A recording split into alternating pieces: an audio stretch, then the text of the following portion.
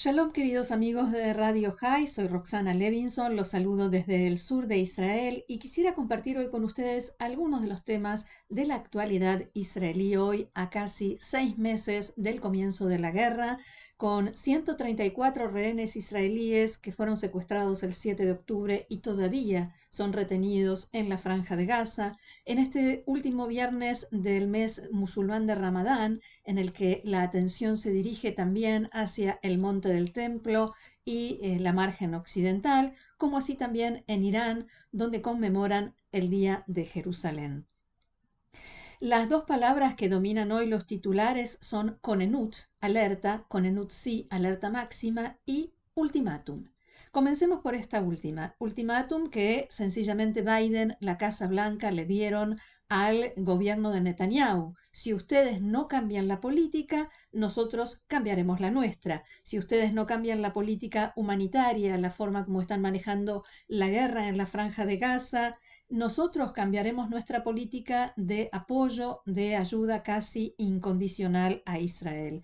Esto sucede, recordemos, después del incidente, el bombardeo israelí, en el que resultaron muertos 7 cooperantes, 7 trabajadores humanitarios de la ONG World Central Kitchen en Dir el-Balah, en la Franja de Gaza, un incidente por el que Israel se disculpó, explicó que no fue intencional, que fue un error que nunca debió haber sucedido y cuyas conclusiones, cuya investigación todavía no se dieron a conocer.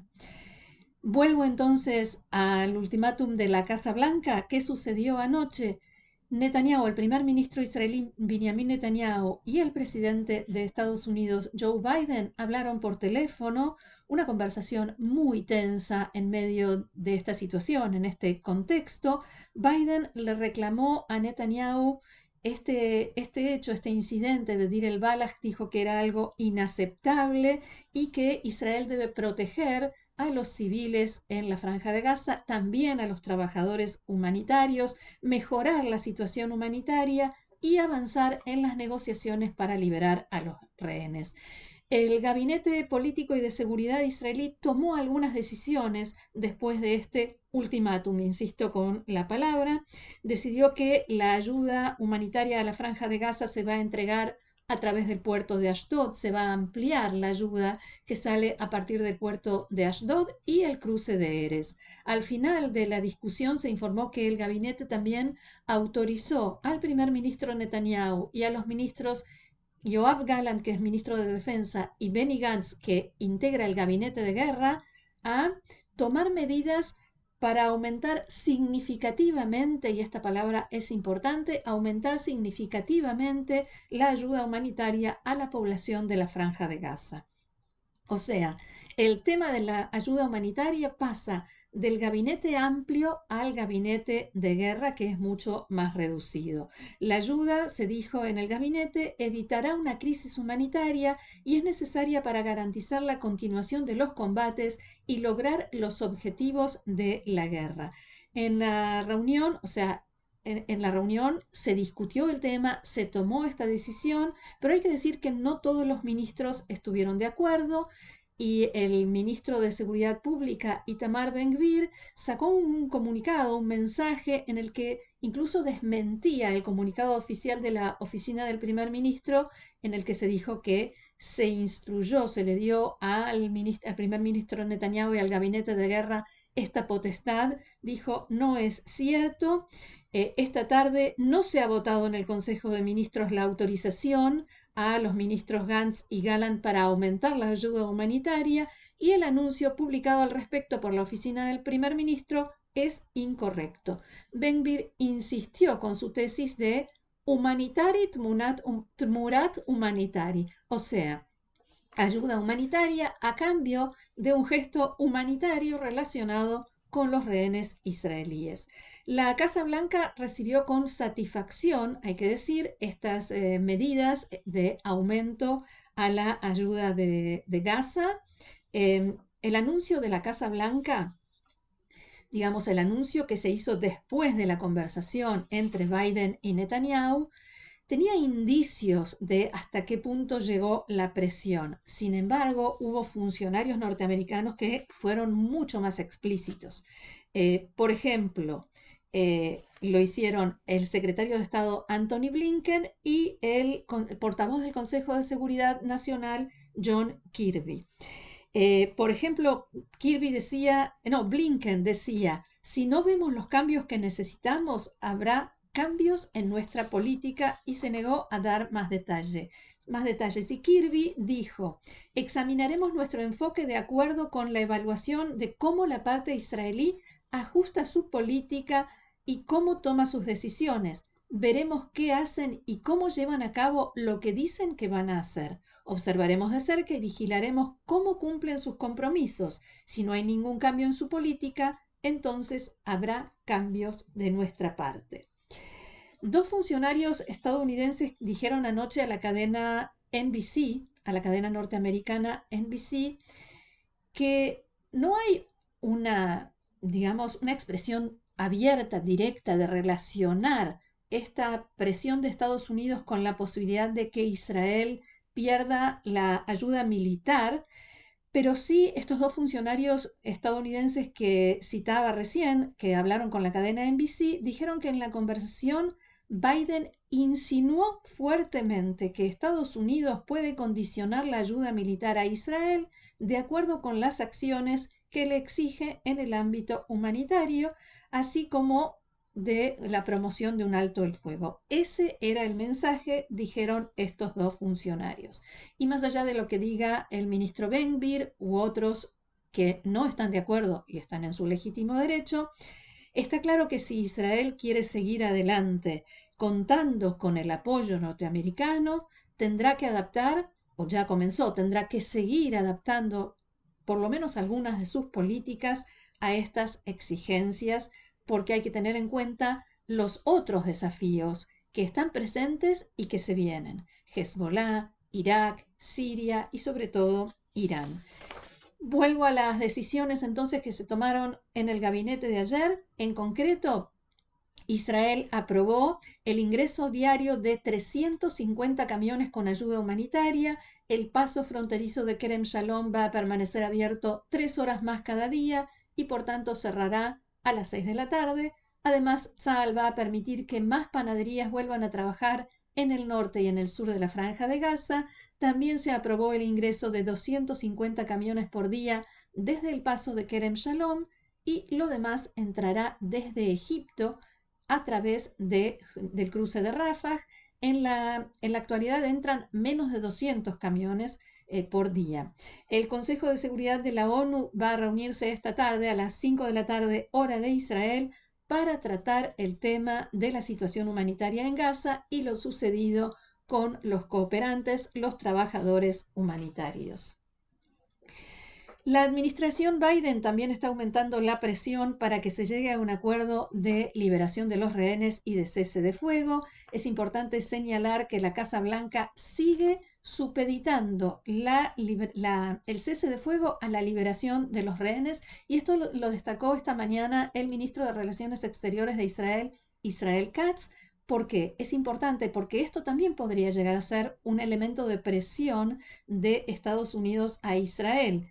Si Estados Unidos llega a votar en favor de una resolución que no condicione el cese de fuego a la liberación de los rehenes, y vimos que ya estuvo bastante cerca de hacerlo con su abstención en el Consejo de Seguridad, entonces sería un problema muy, muy, muy grave para Israel y para esta misión sagrada, diría yo, de liberar a los rehenes israelíes.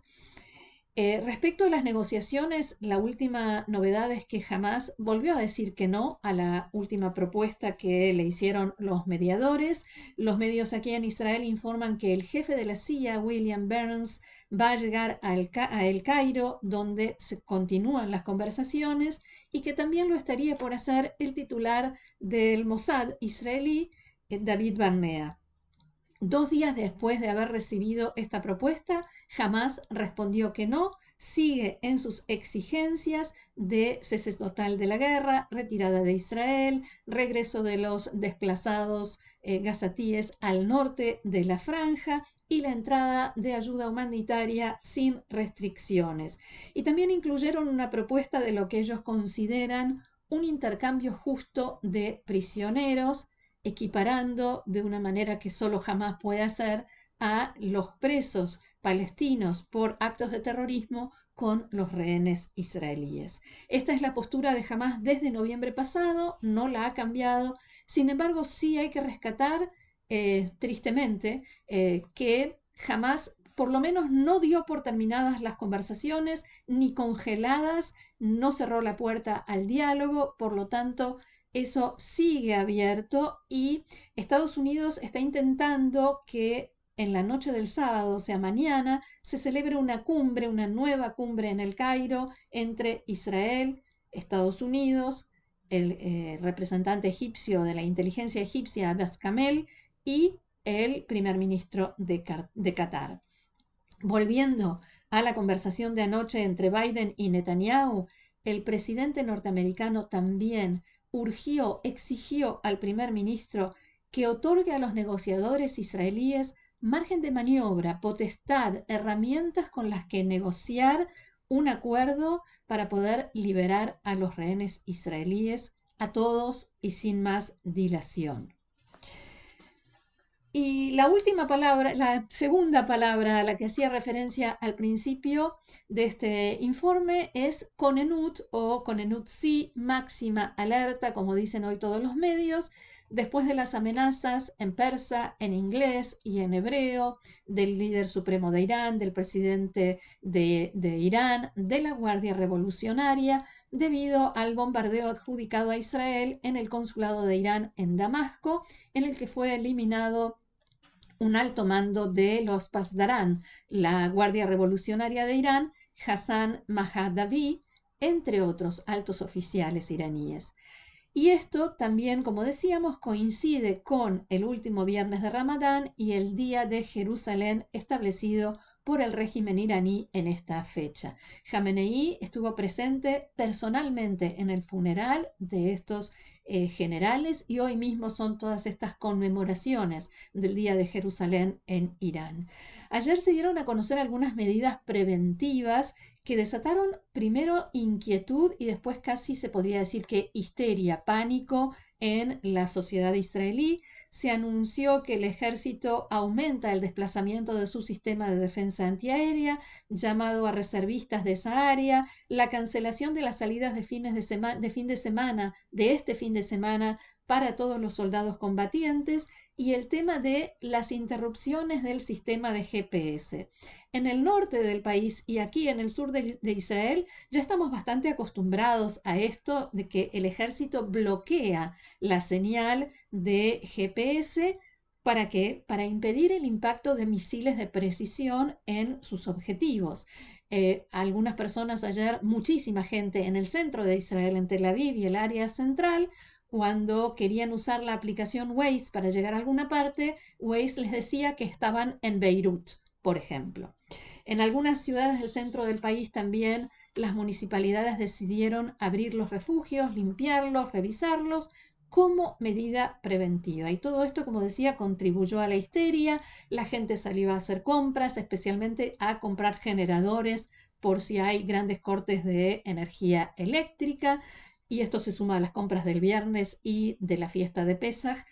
Sin embargo, primero hay que decir que el bloqueo del sistema de GPS ya se redujo. El ejército, el portavoz del ejército, Daniel Hagari, salió a aclarar que no hay motivo para el pánico. Es cierto, estamos en alerta, tomamos todas las medidas preventivas, pero no hay cambios en las instrucciones de defensa civil, no hay cambios para los civiles, dijo Daniel Hagari.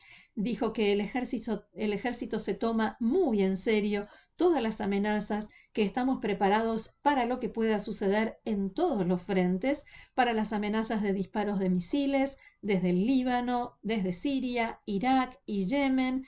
Israel tiene una respuesta efectiva, incluso si se diera la posibilidad del disparo directo desde territorio de Irán. Todos sabemos que el sistema de defensa aérea de Israel es sumamente avanzado y todas estas medidas de las que recién mencionaba, más que generar el pánico, deben tranquilizarnos en cierta medida y saber que estamos preparados. Por supuesto, también existe la posibilidad de un ataque a representaciones diplomáticas israelíes y objetivos de las comunidades judías en el mundo, como nosotros bien sabemos y conocemos lamentablemente. Hasta aquí este informe de hoy desde el sur de Israel. Que tengamos buenas noticias. Shabbat Shalom.